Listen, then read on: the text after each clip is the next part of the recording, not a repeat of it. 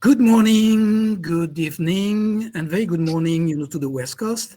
So I hope you guys doing well. We are halfway from the seaweed around the clock. No full speed ahead in Europe, and we're going to go back, to the Indian Ocean into the next two sessions. But now we're going to address some very important topic. So we're going to talk sustainable innovation. That means smart sourcing. This is an entire program. And I'm very glad because on this panel, we have key speakers. Vincent, who is from the UN Partnership for Seaweed. We have Christine. She is the head of innovation at SEPPIC, and she's always talking about sustainable development. We have Jason, that is one brilliant scientist developing innovative components, made of sargassum. And we have Klaartje. She's based in Tanzania, and she's doing an amazing job working with local people to develop organic seaweed. So before everybody gets into his or her introduction, I'm going to give the floor to Vincent, and we're going to listen, to his vision and what should be done, to develop this sustainable seaweed industry. Vincent, the floor is yours. Thank you very much, Pierre, for this invitation, and more importantly, congratulations for this quite brave event, because that's very new, that's very innovative as such, and that's a very long one. So congratulations, and it's very good. So I think a lot has been said so far about seaweed, and from a UN perspective, seaweed has really the potential to address so many sustainable development goals, and to go even beyond sustainability, because I think sustainability is a word that was made up now 55 years ago, and maybe we can go a bit further to this and innovate even further and go into regeneration, restoration. When we have destroyed 50% of the biodiversity of the environment, you're not anymore into preservation. You're not anymore into sustainability. You are into restoration and regeneration. And I think that's where we are at the moment, and that's the big promise held by seaweed. So you all know I work for the UN Global Compact, and I'm support. I have led the design of the Seaweed Manifesto to really stress the potential. Highlight the potential of seaweed. So I think it's quite clear. So I will not repeat myself, just stress the fact that yes, you can feed a lot of people with very good food. You can provide new type of feed, new type of biostimulants. You can sequester a lot of carbon, and you can regenerate the ocean. But if we are 12,000 late in the ocean to the development of the farming industry, because once again we moved from prehistory to modern history 12,000 years ago, when we stopped being hunters gatherers and became farmers. I think the important thing and which will be stressed in this session is that we should not do the same mistake as we did on land over the 12,000 last years. We should not forget that today the food industry, which is relying mostly on land, is the largest contributor for greenhouse gas emission, is the largest contributor to the expansion of non-communicable disease, is the largest contributor to water scarcity, to soil depletion, and is one of the largest contributors to modern slavery, because among the most important commodities for represented in modern slavery are cocoa, sugar, coffee, and fish. So actually, we are all concerned by one of them, and we should be sustainable, and we should support livelihood. That's even more important. I mean, this seaweed industry also has the promise to support livelihood, and these people here in this panel, they are demonstrating in many ways that this can be done. It's important to stress also, so it's not visible here in this session, but I mean, not only it brings revenue and jobs to new coastal communities, but in these coastal communities, and I'm sure that Klaartje will be able to stress that, women are an important element, and they are really benefiting from these new revenues and new jobs, which is very important, especially from a UN perspective, because it contributes to gender parity, it contributes to women empowerment, and so forth. So I think the next year we should do a Seaweed around the clock instead of a Seaweed around the clock with only women. That's your next challenge, Pierre. That would be really revolutionary. And I think also that we should change the name of Seaweed into something a bit more representative, because seaweed, that's not a weed, actually. I mean, I'm not sure, but I think there's one thing you cannot do with seaweed is to smoke them. So let's stop with seaweed. And let's try to use it. Oh, you tried this, yeah. I'm sure you did. So anyway, I think sea vegetables, providing what we expect to do with this. I mean, the biggest objective, our biggest objective is not to smoke them, at least, is to feed people. I mean, we should call them sea vegetable. And really, it's a sustainable source. And there's a big things to come, and we'll try to voice that very heavily, notably at the COP26, which is a carbon sequestration potential of seaweed, because that could really be a game changer on a nature-based solution. So once again, so many promises, but we need to do things the right way. And there are so many innovation. I haven't mentioned plastics, of course, but there's so many innovation, and it's great to have some a very sustainable way to do it, as well as some innovation that will be high value added, which is usually the case in the pharma and the cosmetic industry, and we need that kind of application as well. So with no further delay, I would just like to re-emphasize the need that we have to use the greatest untapped resource we have on the planet that can really address the challenges of our generation. So we need to use that collectively. It can only be all together, which is why we did the Safe Seaweed Coalition, trying to bring together all men and women to working in the seaweed industry or interested or part of this fast-growing seaweed supply chain. And through this coalition, we really expect to scale up this industry for all the various applications, whatever there are.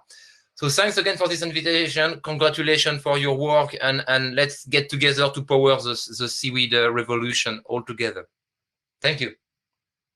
That's why I like the man, and challenge accepted. You know, we can bring 10,000 companies led by women, you know, to showcase the sea vegetable industry in the future. And seaweed around the clock. Yeah, cool. Yeah, seaweed around the clock. Absolutely. So let's start, you know, with quick introduction. Klaartje, maybe you can go first and explain who you are and what you do. Good morning or good afternoon, or perhaps good evening. My name is Klaartje Schade. I am Dutch by origin, but living in Zanzibar. We have founded a company that seeks to help women within the seaweed industry. It is a income for about 23,000 women in Zanzibar. However, it is not a ingredient that is processed over there. So we're actually one of the first companies to process it. And this is very important because we've been able to increase the income of the women that work for us by about 745%, and increasing, of course. So we're very interested in the processing methods of seaweed and creating new projects in Zanzibar that are both beneficial on an environmental point of view, but also on a social point of view. Yeah. Oh, sorry, and we do skincare. That's our production, just to leave out a big part of the whole picture. Okay. So Christine, everybody will know you. You're Mrs. Sustainable Ingredient at SEPPIC, but you know, for our friends and for our global audience, maybe you can introduce yourself. Okay, thanks a lot, Pierre. Thanks for the invitation, and hello everybody. I'm very happy to participate in this event.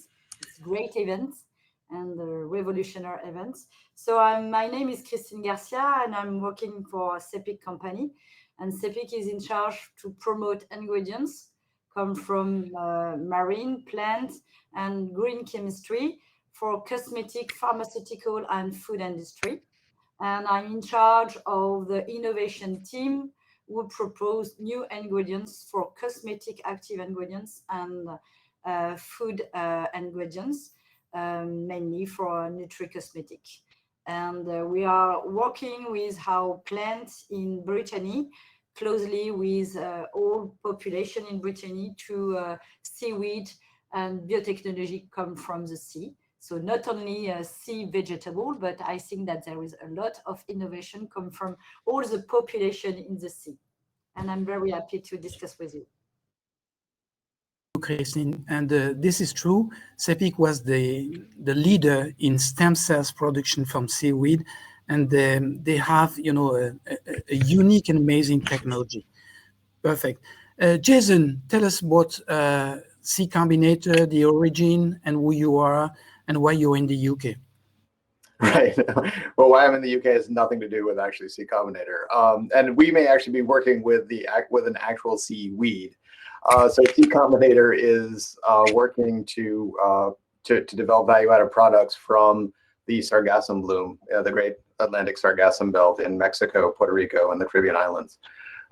So you know, we spun out, you know, looking at how do we create large-scale seaweed aquaculture, and realized that the eutrophication of the ocean was doing it for us. So we've you know, so we've now focused entirely on sargassum and creating value-added products. So we're working in Mexico to do harvesting, and we're creating a biostimulant that we're getting certified and registered for use in Mexico, which is really exciting for us. And then we're working on extraction chains to pull out, you know, the alginate and the cellulose and the value-added compounds to create local value chains. We'll be doing a lot of that processing in Puerto Rico, but then with the idea that we spread that out to the other islands. Yeah, and so and some of the products that we're looking at are directly into the cosmetics value chain. You know, in terms of, you know, creating you know, emulsifiers and you know, and rheology modifiers, as well as, you know, eventually we'll be looking at creating the actives as well. So we're really trying to take sargassum and take the weed, and you know, and try to create as much value as we can through local processing. Right. So let's jump into the discussion. When we talk about CSA, well, it's a complex vision, and people never know how to implement this. But when it comes to seaweed industry, how we start, where do we start, and what we should do? And the first, ladies first, to answer will be Christine. We have to start from the beginning. That means that we have to start for the sourcing. And first, we have to make a lot of paper analysis to find phytochemistry, the good sourcing, and what is the knowledge of the algae and the culturation, or the wild appropriation of the sourcing. So it's the first step. It's a long step. And as you know, in all the database, we don't have a lot of knowledge regarding phytochemistry of algae in comparison to plants. So we have to improve this database. It's really important. The second one is to find the good supplier, and how to manage sustainability, and how to manage the collect of the seaweed, how we have to work in the fresh seaweed or in the dried seaweed, and we have to have a good relationship with the sourcing, and to have a benefit sharing, an equitable benefit sharing. Of course, we have to respect Nagoya. That's its regulation for durability, and the implementation is really specific for each country. So we have to have a good knowledge of what kind of Nagoya we have to respect. So it's not the same in Europe, in the different countries in Europe, then maybe it's different between UK and France. So before to have a sample, we need to have a knowledge of the Nagoya protocol in the sourcing area. We have to ask for the permission to access of the sourcing, and after we can go to prototype and to have the experimentation that help us to understand the phytochemistry of the sourcing. So it's the first step. After we have all the R&D development, and after that, if we want to put in the market an ingredient come from a seaweed, we have to also to play with the Nagoya Protocol and to develop a benefit sharing relationship with our supplier. We have to improve the season variability of the sourcing to be sure that in 1 year to another, we have the same quality, the same reproducibility of the ingredients. And we have to securize our sourcing. That means we need backup. And I'm sure you understand that the same algae in Tanzania or in Europe is not the same algae. And it's not the same if we are working with wild species or culture species. So we have also to improve all this information to be sure that we want to have sustainability and durability business for how new ingredients come from the sea. Thank you, Christine. Very clear, and we received the message very well. Vincent, would you mind, putting on mute when you're not speaking, because there is an echo coming from you? Jason and Klaartje, I will come to you just after Jason, because I'd like to continue from an industry point of view, and I will finish with Vincent because I want a bird eye view from this CSR approach. So, Jason, what do you think? Yeah, so when I thought about the question, I really thought about how do we, as we develop the CSR vision for the industry and within the seaweed industry, is how do we avoid making the mistakes of the past, right? So how do we, Vincent mentioned it in his introduction, how do we avoid, going down the same route as sugar or cocoa or those sorts of things. And Klaartje's vision for the local processing, local production is really actually exactly where I think the industry needs to go. So how do we avoid, it's either large plantations or small subsistence farmers barely scraping by, with no or low value local processing, and the waste generation, it either gets exported back to the producer. So how do we create a vision for CSR within the industry that supports local growers, processing co-ops, zero waste local value chains, and then export of high value surplus, to global commodity markets. So if you look at like Okere City in Uganda, where they're processing shea butter, but in a socially responsible way that brings most of the value back to the community. And you can see some reactions against this sort of thing. Ghana's recent announcement that they're not going to export cocoa to Switzerland. I mean, that's that's an amazing change over. So how do we, as the seaweed industry, as we begin to mature and begin to gain more scale, avoid those mistakes of the past and kind of like and not have to go through that process of understanding of that, and take that understanding and mature from there.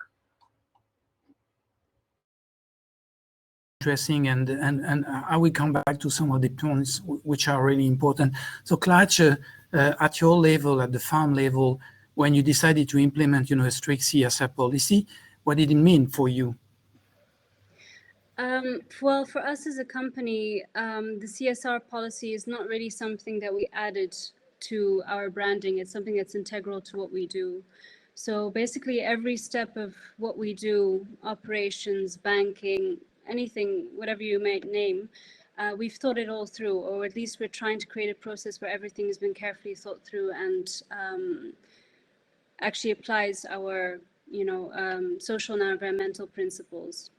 And we feel like with the way that the whole market is changing and consumerism is changing, that whole need for transparency is on the rise. So I think it's still kind of in its infancy, but that's steadily rising, and I feel that companies that source seaweed will also need to start to understand where it's sourced. So for example, in Zanzibar, where everything is exported as a raw material, it often undergoes radiation and all kinds of chemical processes before it even goes into people's products.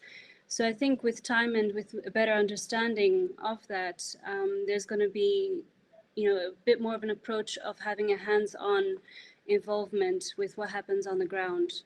And actually we're really hoping for that, because in that way we can really start to improve people's income. Women right now in Zanzibar are earning about $20 to $30 a month, which is nothing in any country, let alone Zanzibar. It's not an income. So of course, it is an opportunity for women, but at the same time, it's come with very little protection. So there's no employment. Women are not receiving benefits, and then very often also, if they get hurt in any way, there's also no assistance. So we're very much trying to bring in responsible business into Zanzibar, and the government here has also opened themselves up to that because they'd like to see the population benefiting. Yeah. Is it, well, sometimes I knew the numbers, but each time, I hear them back, I say, well, there is something wrong, in the development of this future industry. So is it in line, from a global perspective with UN, and how we can change this? Because if the farmers, do not receive a decent revenue from what they do, is there any future, do we want, this industry to become a commodity market?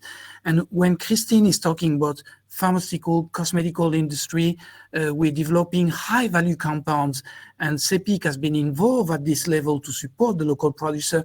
Why don't we do that at the global level? And what is Global Compact, intends to do in order, to implement this CSS strategy? Well, first of all, I don't think we should talk about a failure or something which goes wrong. I mean, we have to bear in mind that if you talk about the food industry, which will be one of the basic use for seaweed, if we talk about food industry, we have to bear in mind that we were talking about 40% of the population starving to death about 40 years ago. 40 years ago, only there was over 40% of the population starving to death. Today, there's less than 9%, which is way too much still, but we went from 45% to 9%. So it's not bad, actually, because the population went from 5 billion to 7.5 billion in the meantime. So the food industry has a lot of resources, and we did very well. Of course, there is some side issues which are very important, as we mentioned, but we did very well. And as a general, I mean, we need to be positive because the world is full of solutions. I mean, if you look at life expectancy, it keeps growing. If you look at gender parity, world has never been as equal as it is today in terms of gender. Of course, there is a lot of things to be.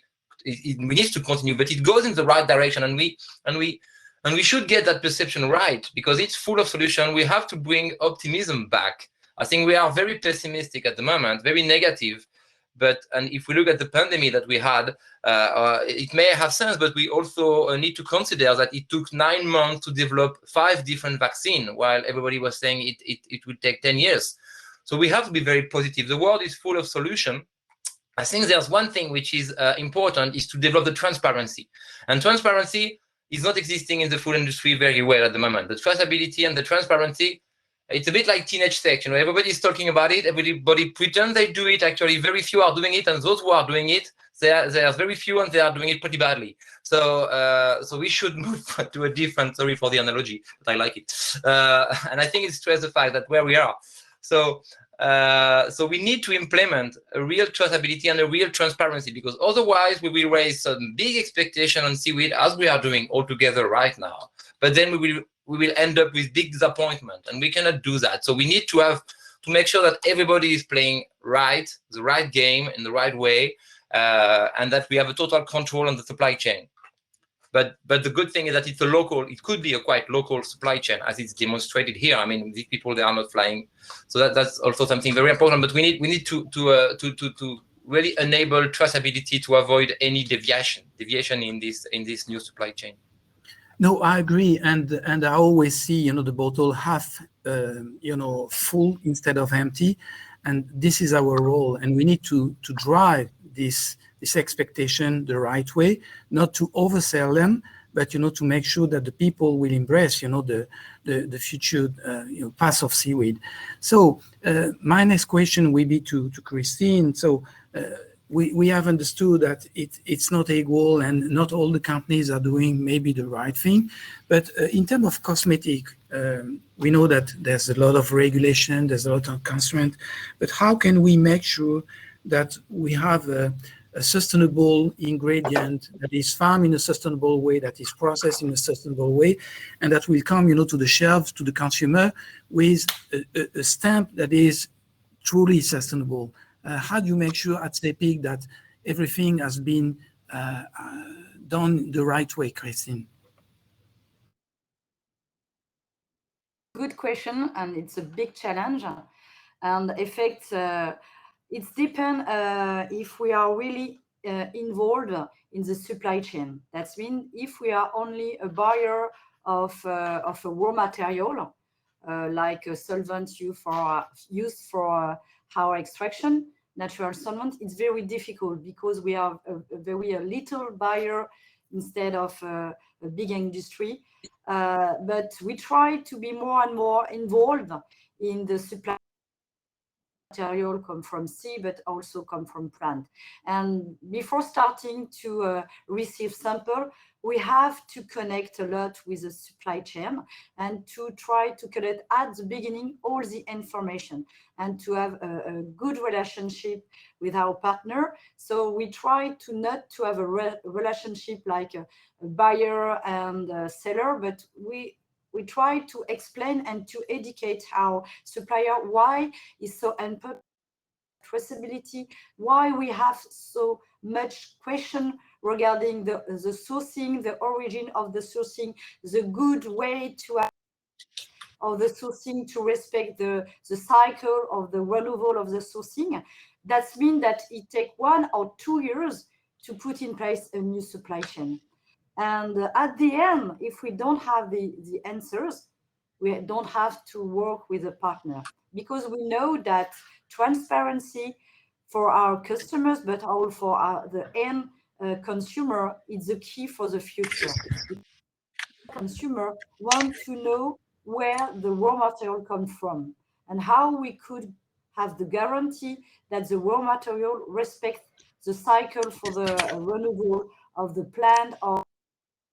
And that means that we also working with our supplier to have experiments to define with a local university, for example, in Madagascar, to have the experimentation in the field to define what is the cycle for the renewal of the plant and what is a good way to collect and what is a good regulation, because it's a big challenge, because we want that our ingredients is successful. But okay, it's successful, but we don't want to have more than 1,000 tons, because we know that we have to respect the ability of the sea or of the grow to give the good volume of the plant or of the sea. And it's a challenge. We want success, but we want success in compliance with the sex for the plant and for the sea. And as Jesus said, we have to learn to our mistake. And with cocoa, we a lot of culture, and we know we have to back up. So we have to respect the nature and to respect the cycle. So Jason, a tricky question for you. Did you manage to convince the French government from the Caribbean, that they messed it up, with the sargassum, with that chlor shock and the arsenic? And how do you, handle this issue? Because you're using the wild sargassum. And so how do you make sure that everything, is natural, is pure, is respecting, all the steps that Christine just mentioned? Right. No, it's a good question. And no, we haven't. We are planning actually to return the arsenic to the U.S. Department of Defense and the French government. So we're taking it out for you, and we'll bring it back. No, but so for us, so we've been from the beginning working on how do we deal with that variability, the variability of supply, but also understanding like how do we gather it responsibly, right? So in Puerto Rico, we're working with the Department of Natural Resources. We're also working with the Department of Natural Resources in Mexico, right, to avoid the impacts on turtle habitats. To make sure that when we take it off the beach, that it's done in a responsible manner. And that we are dealing with, and that we're trying to move out into the water so that avoid it coming into the into the beach at all. But yeah, so it's a difficult issue, and you do get the seasonal variability and that sort of thing. And for us, the ability to have large amounts of the biomass, right? So we have large amounts of seaweed coming ashore, whether we want it or not, does give us some flexibility that like a farmer doesn't have, right? So we can say no, like that batch, we're just not gonna take that batch, and we'll dump it into another process that doesn't require such high grade seaweed. Whereas a farmer, if that's their crop, then they don't have that same that same flexibility, because that's their income for the year. So we do have some advantages in that area, but we're also being very careful. Like, so every step gets tested.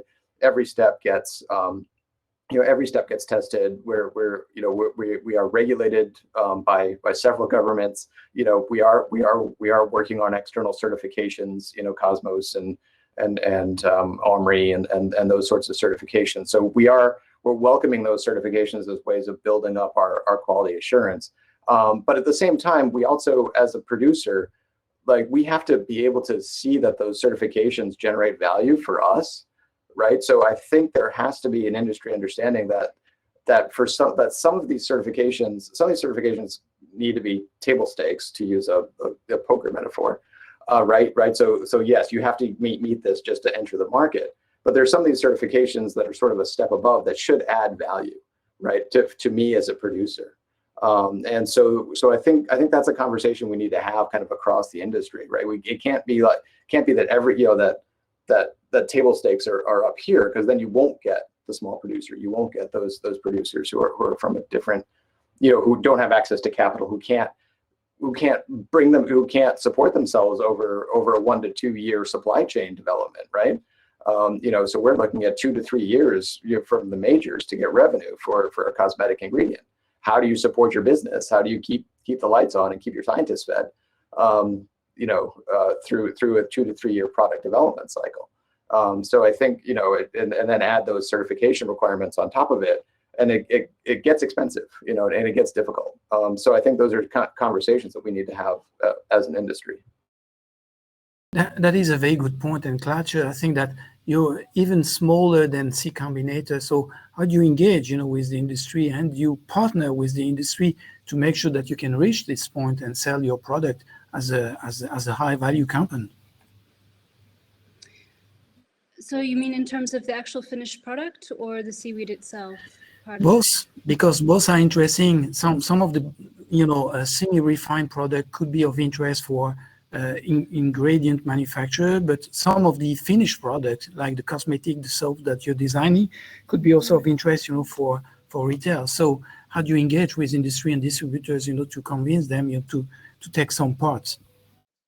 Well, I mean, the fantastic thing is now, I think with the internet, there's so much communication and it's so open that I think, we were talking about not repeating the mistakes from the past. I think that there's so much discussion online that creates a very positive dynamic, and it creates an expectation for companies as well. So in terms of either selling the seaweed or selling the finished product, on both ends, it actually benefits us immensely. Because clients see transparency as a way of really understanding and connecting with a brand.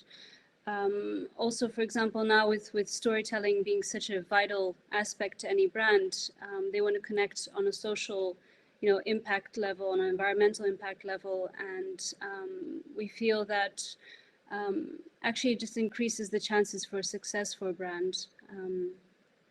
Yeah. Klaartje. And Vincent, on your side, because Global Compact, I don't know how many companies you have in the network, but how did you react, to this, I'd say, disparity? How they can address this, working with small companies, and what step, they need to take in order, to facilitate, the conversion? Yeah, that's the problem. We have over 13,000 company in Global Compact, so that's quite massive. As the largest corporate initiative for sustainability and Global Compact, so it's quite big, and we are benefiting from this UN flag, which is so cool. So yeah, that's a good point. I mean, we have developed a practical guidance document for sustainable seaweed industry with a lot of stakeholders, trying to reference the best practices, because a lot of players are trying to raise the bar, and Christine mentioned something in Madagascar, and they are doing great work there. For instance, I mean, there are some very interesting initiatives, and I think in this document that is publicly available online, we have tried to reference them and to create a level. I agree that sustainability, the certification is a problem at the moment, because it's addressing only the high level and the high end of the supply chain. You need to be very matured and experienced to get certified by the existing standards such as ASC, or there's a new one of Global Gap, which is addressing a bit more the primary production part, but it's not addressing. There's no market drive at the moment, so that's another problem. So certification is a complex topic, because you need a market drive. You need it to become you need it to be a license to operate, and on the other hand, you need it to be comprehensive but also affordable, and so it's very complex. I think the digitization of the industry is providing a lot of solution here again. We should stop thinking about audit and certification, having people working on site and verifying things. I mean, I've worked 15 years in the certification business, and out of analysis we've made, we realized that 70% of the time that an auditor spent on site is to review document. So that can be done remotely. No, I mean, clearly, we don't need to be on site and to travel people all over the world to review documents. So a big chunk of this work can be done remotely, which will cut costs and make things much more affordable and enable better guidance, I would say. We always have very good example of how digitization can really, it's once again, we have to be full of optimism about this and welcome this progress and welcome this change, because it is providing a lot of solution to alleviate poverty all around the world, and to create direct connection between farmers and the supply chain as a whole, and avoid all these black boxes that we have, and middlemen who are not creating a real traceability once again. So I think all of this innovation will enable a more transparent supply chain, a more best performing supply chain as well, with better performance in terms of operations, and being way more engaged into these sustainable development goals, and trying to address once again the big challenges of our generation. Coming back to Christine, I think that cosmetic is a very highly regulated, market, but there is something that we missed, during I forgot to mention that, but how do we take into account, the social aspects of this future development? Is it something that is, well, I know it's important for SEPPIC because you work in a very steady way with producers and you want to improve the production and the social economic aspect, but do you think that this is the rule at the global cosmetic level, or do they just want to increase profit and just ignore the social aspect? So what will be your recommendation on this? First, as you know, one part of Nagoya is benefit sharing and equitable benefit sharing. So we have to demonstrate, when we want to put in the market a new ingredients based on natural sourcing, that we have a good relationship with a supplier according to the finish use of the product, that the benefit sharing is all along the supply chain. So it's a good point when you are going to have a sourcing in a country that manage Nagoya Protocol. Nevertheless, at SEPPIC, we decided the same challenges for all the area, even if we don't have Nagoya Protocol. Nevertheless, when you have Nagoya Protocol, you have to respect the law, and benefit sharing is part of the law.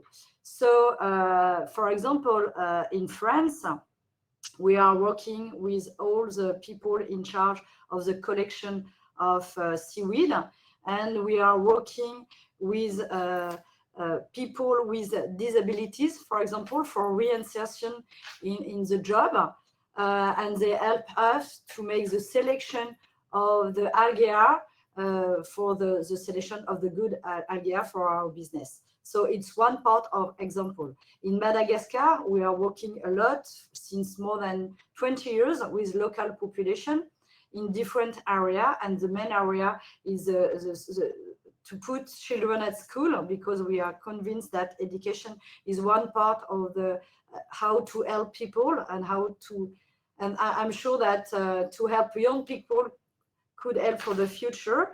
And it's take a long time to develop this kind of sustainable development project, but it's part of our strategy for SEPPIC.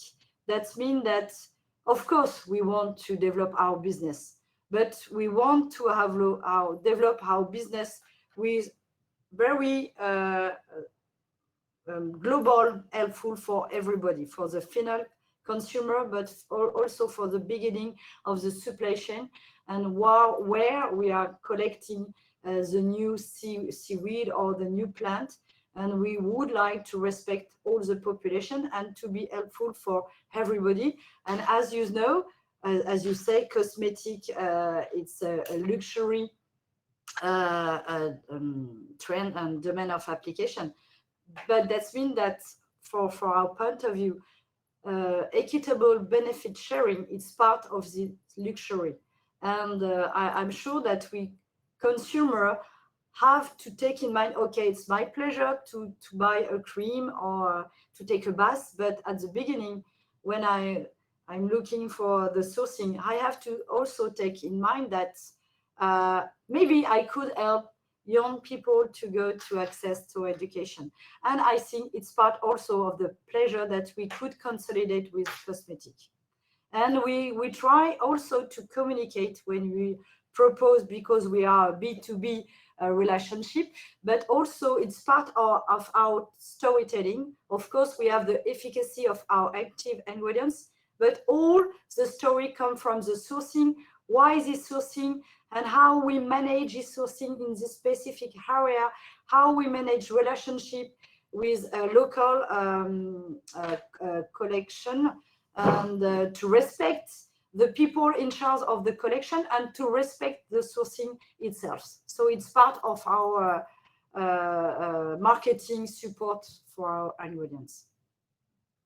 Klaartje, on your side, do you see that happening, and how do you envisage future development to respect, these rules and to accelerate your communication towards general public that it was handmade by women in Tanzania with pure organic seaweed? So how do you anticipate this? Well, we think it's very important to get a holistic view. So rather than just focusing on one aspect, it's really seeing the wider scale.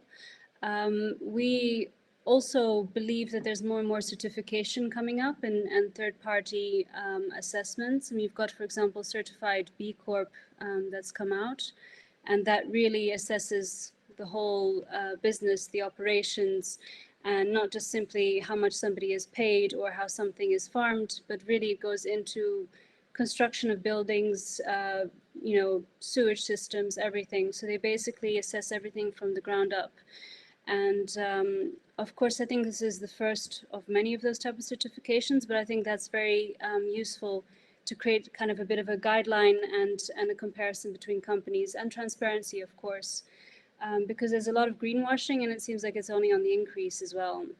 And I think particularly within the seaweed industry, where everything is just seaweed and there's no differentiation between the different varieties and their abilities and their potential uses, awareness and education is incredibly important, and we really want to push that as well and be a part of that. Of course, as mentioned before, and this is a bit repetitive, but of course, transparency, I think, will keep on growing. And I think there's a huge need for certification in order for companies such as us in Africa, which is of course seen as a high risk area, to be able to kind of put ourselves at a similar level to other companies in other regions.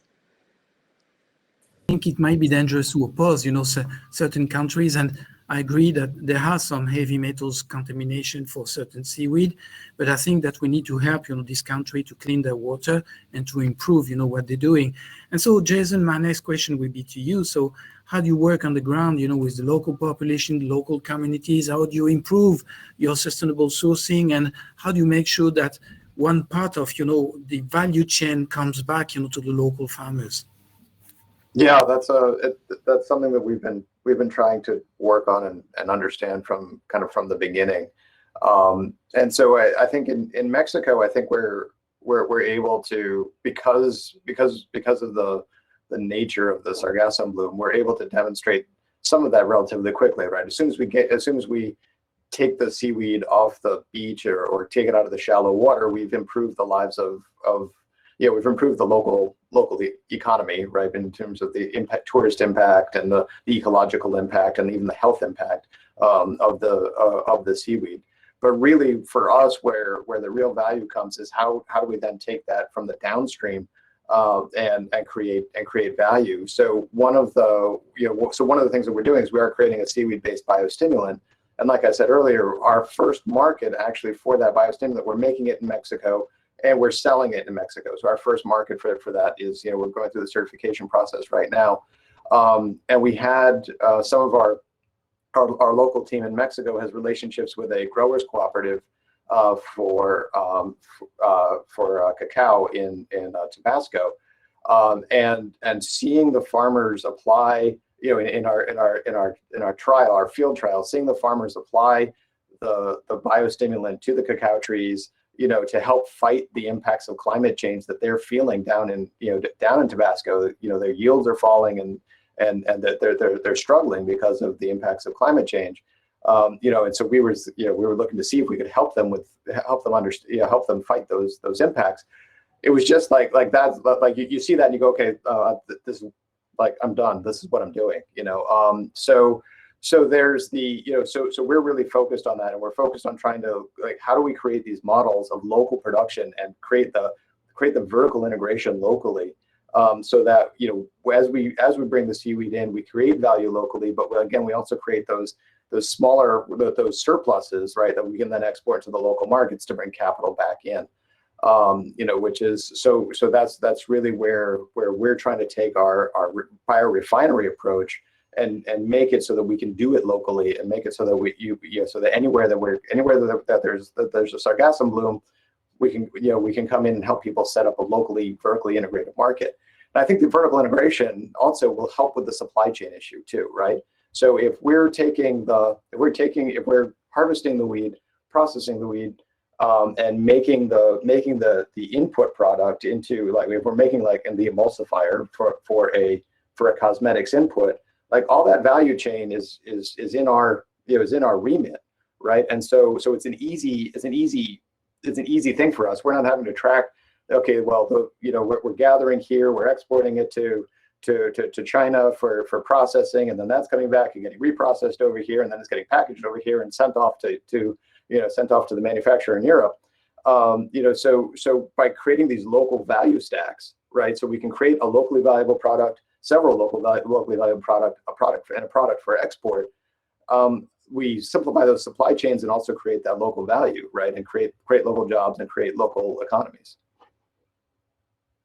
And Vincent, is there a risk if we implement, the CSR strategy? Is there a risk to create a kind of an elite sector and leave behind, all the small companies that would not be able to afford to implement this strategy? What do you see that? Do you see that, as a global compact, approach as a key blocking factor for future development of this CSR strategy? Yeah, there's always a risk. I mean, there's no wrong to say that, but I think I think the problem is the other way at the moment. We are way too small and relying way too much on small holders with limited investment. We need investment in this industry more than anything. We need a lot of investment. We need to learn how to domesticate the seaweed. I mean, once again, we know how to grow 6 seaweed out of 12,000. I mean, the total size of the ocean that can grow seaweed is estimated to 55 million square kilometers, I think. We know that the ocean can absorb 5 million square kilometers, and today there is less than 2,000 square kilometers that is cultivated.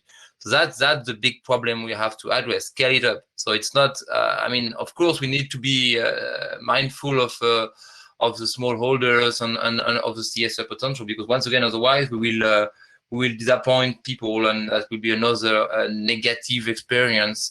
So we need to make sure that we are doing the right thing. But I think the most important is not to think small.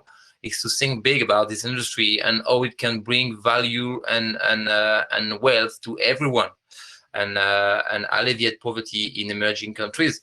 That's the real deal. And I think investment is what we need. We need investment on research. On that side, you know, I couldn't agree more. And the previous session was about investment, and there are many mechanisms that are deployed so far. But the risk is that we reinvent what we did, you know, in the 50s, where the agriculture was exactly at the same stage. And we gave that, you know, to the large industrial companies, and it was not done, you know, the proper way.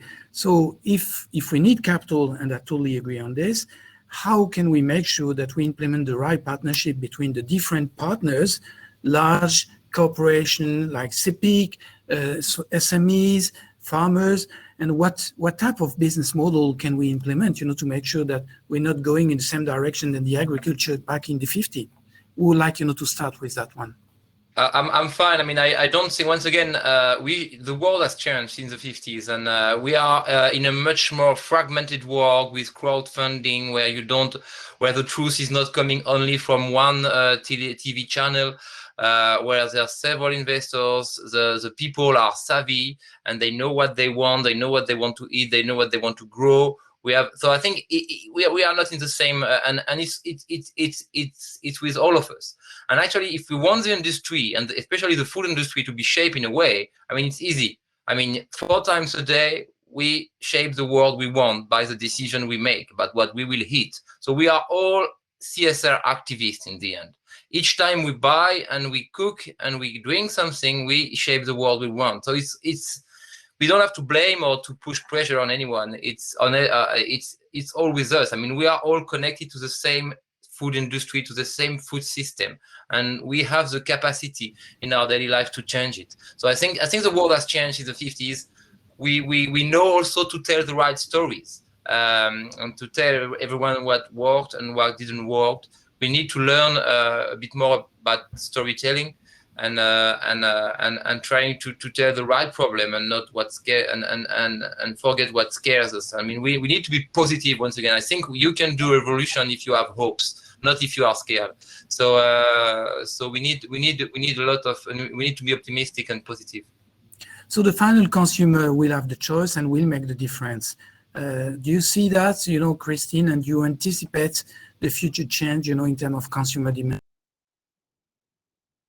And just for complete the answer from Vincent, I'm sure that CSR is a policy of the main big company, and because the world is changing and the business relationship I think that more and more big company are going to work with a startup and small company, and they could have benefit sharing, and because most of time small company have the idea but not the ability to have the business plan and all the business area to grow. So more and more we can see the relationship with big company and smaller one.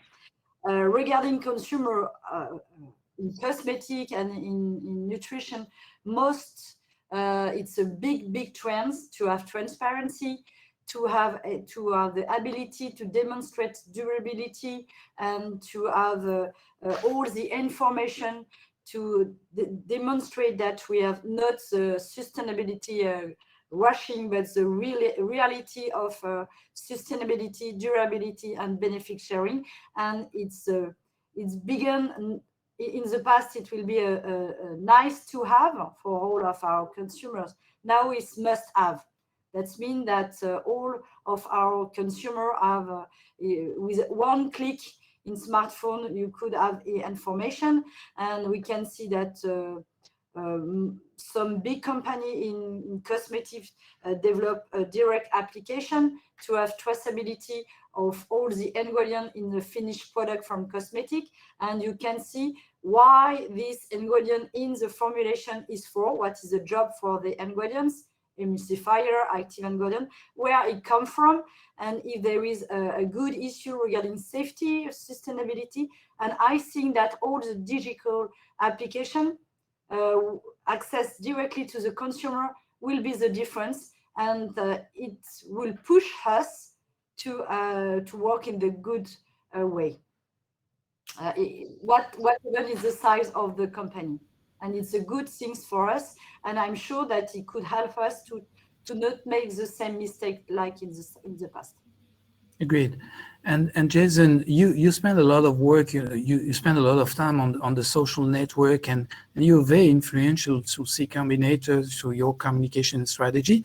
So does it mean that you stick to the need of the industry by anticipating the demand of the consumer? How do you do your prospective on that? Yeah, so I think that's an interesting question. So yeah, for us, it's really about how do we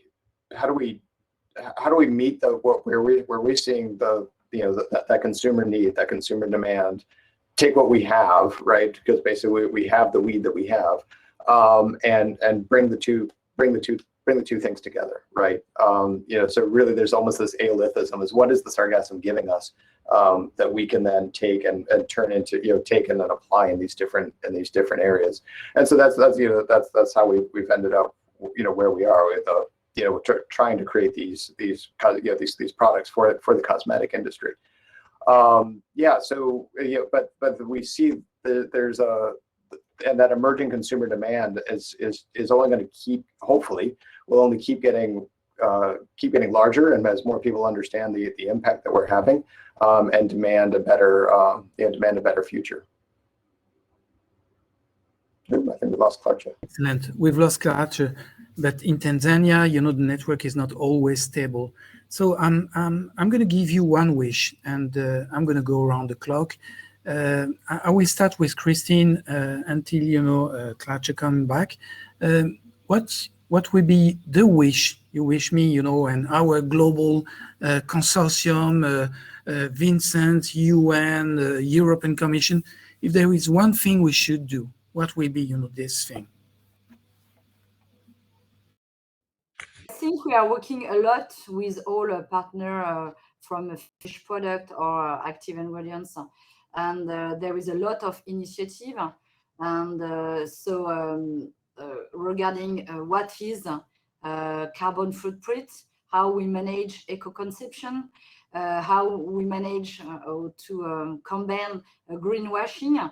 So and there is a lot of rule with Nagoya, but also all of initiative with different label like UBT and so on. But in fact, each company have there is not a global what is a CSR policy, because I think it's a challenge for each company, and it's a decision of each company.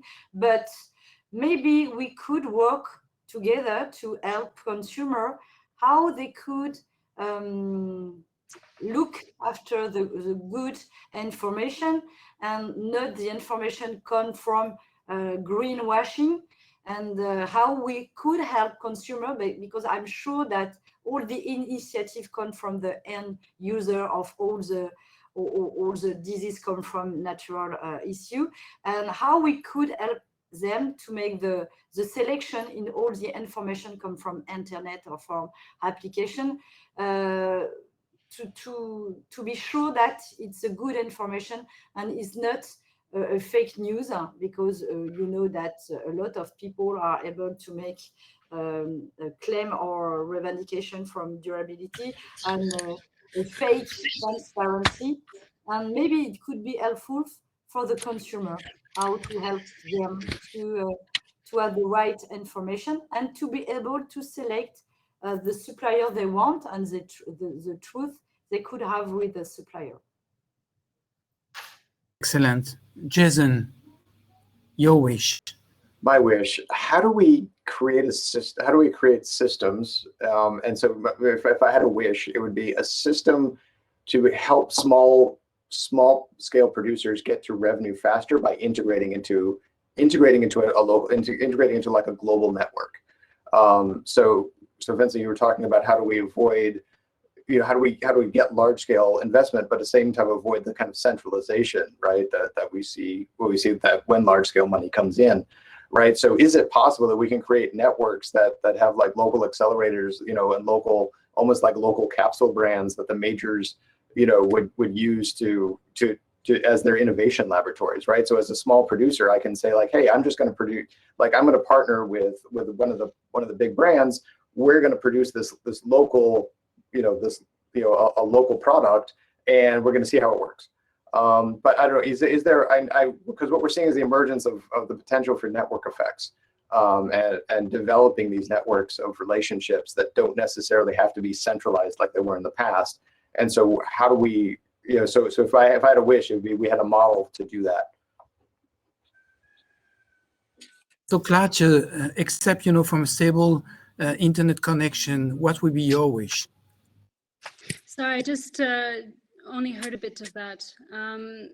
So in terms of how to develop the seaweed industry, is that the question? Well, according to the conversation we had, if you had the possibility to make something happen, what will be, this type of wish, and what are your expectations for the next step, growing your company and getting into this sustainable seaweed industry? Absolutely. Well, for us, it's the transparency in the seaweed industry. For us, is first and foremost. It's got a huge potential, and as you were saying, we need to make sure that we don't avoid the mistakes of the past. There's been superfoods in the past. There's been crops with high potential, but of course, to ensure that we monitor seaweed on all levels, whether it's social, environmental, also the processes involved. That's really our wish. So we see it as having a huge potential, but of course we'd like to see that aligned. And Vincent, we're going to finish on a very positive note. So if you can wrap up everything and give us, a clear vision of where we're going to be, in 5 years from now. Wow, I hope we'll be together. Once again, I think the industry as a whole has to convene and get together to make things happen. And then we need to educate people. If there's one wish, is to educate people about the benefit of seaweed, about the potential of seaweed.